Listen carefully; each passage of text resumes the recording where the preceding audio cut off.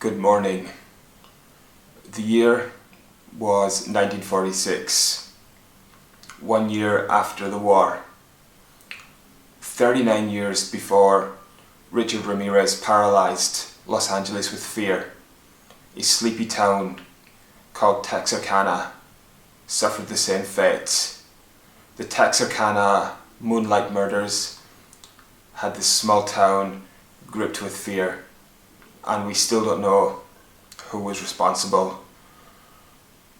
Our killer liked to prey on people in secluded places where they thought they were alone. February 22nd, 1946, Jimmy Hollis and Mary Levy were parked in what they thought was a secluded corner. A man wearing a pillow with slits cut out for eyes ordered them out of the car. He pistol whipped Jimmy and fractured his skull. Mary commented later on that the sound was so loud she actually thought Jimmy had been shot.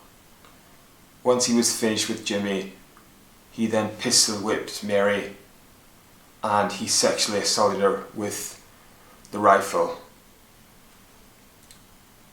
The physical scars of this night healed, but the mental trauma stayed with this couple for the rest of their lives.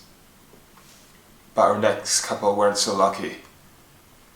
Richard Griffin and his girlfriend Polly Ann Moore were found shot dead in their car on a secluded road. The passerby who picked them up, who found them, initially thought that they were sleeping until he saw the gunshot wounds in their head. You now have a town who are completely on edge. They have a sadistic killer on the loose, and no sooner did they lick their wounds over the recent events than two more people were brutally murdered. 15-year-old Betty Jo Booker, a keen saxophone player, went out on Saturday night to play music with friends, as she does every week. Her friend Paul Martin collected her at 1:30 a.m.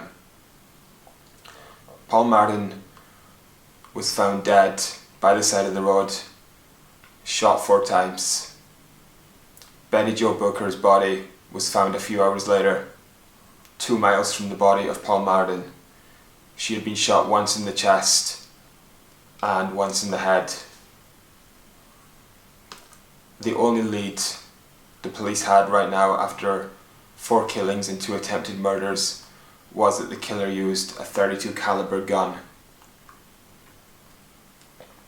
You now have a town who are gripped with fear. A voluntary curfew was put in place. Businesses lost money, except for gun stores. They did very well. The town raised reward money on the basis somebody must know something. The police put up a $500 reward for any information that would lead to the capture of this animal. On the 3rd of May, 1946, Virgil Starks was listening to his favourite radio station when 2 gunshots came through the window. Katie Starks ran downstairs to find her husband bleeding. Moments later, he slumped into the chair. He was dead. Katie Starks ran to the phone to try and phone the police. As she picked up the phone, she was shot in the face twice. Katie got her gun and was blindly shooting before she decided to run to her neighbour's house. Miraculously, Katie survived, but Virgil was victim number 5 of the Phantom Killer. In this case with Mr. and Mrs. Starks, .22 caliber slugs were found as opposed to .32 caliber, and the killer executed Mr. Starks in his own house, which didn't match the MO of the previous 4 killings, but the police were sure that this was the work of the Phantom Killer. After the brutal attack on the Starks, the Phantom Killer went back into the shadows and he was never heard from again. In 1976, the film A Town That Dreaded Sundown was released. There is an annual showing of this movie in Spring Lake Park, Texarkana. No one was charged with these crimes, but there were 2 suspects. Petty thief Yul Sweeney, a car that the police suspected had been used in the murder of Mr. Starks and the attempted murder of Mrs. Starks, had been found abandoned by the road. The police staked out this car. Eventually, Peggy Sweeney returned to this car and was arrested. She said that she had borrowed this car from her husband, Yul Sweeney. Yul Sweeney made some very peculiar statements when he was arrested. He asked if he would be given the chair. He was told by the police that you do not get the electric chair for stealing cars. He said that you've got me for much more than this. Joe Sweeney also, he owned a .32 caliber gun, although he did sell this in a game of craps. There was a body of circumstantial evidence against Yul Sweeney, but there were complications. His fingerprints did not match any at the Booker Martin scene. His wife, who initially confessed that Yul Sweeney did it, recanted her confession. 2 phone calls were made to 2 of the victims, one in 1999 and one in 2000, apologising for what their father had done. Yul Sweeney did not have a daughter. The other suspect, Henry Booker Tennyson. Henry Tennyson purchased cyanide. He told the shop it was to poison rats.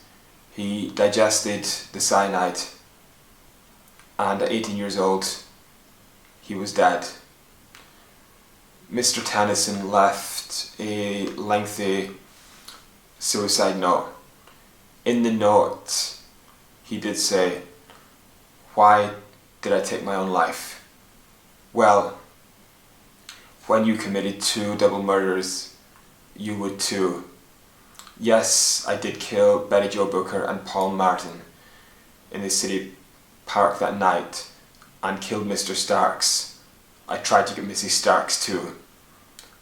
You wouldn't have guessed it, but I did it when Mother was either alive, when my mother was either out or asleep." Goodbye, everybody. See you sometime if I make the grade, which will be hard for me to make. Now, Mr. Sweeney, who was one of the suspects, went to prison not long after the Moonlight murders. He was in prison until 1978, and the murders stopped. Take from that what you may, but no one was ever officially charged for these murders. The length of time that's passed since these murders took place would suggest that the killer is either convicted and is incarcerated for another crime, or he is dead. But the town of Texarkana was able to move on and get back to normality. But every year in Spring Lake Park, there was a showing of the town that dreaded sundown, a reminder of this innocent town's dark past.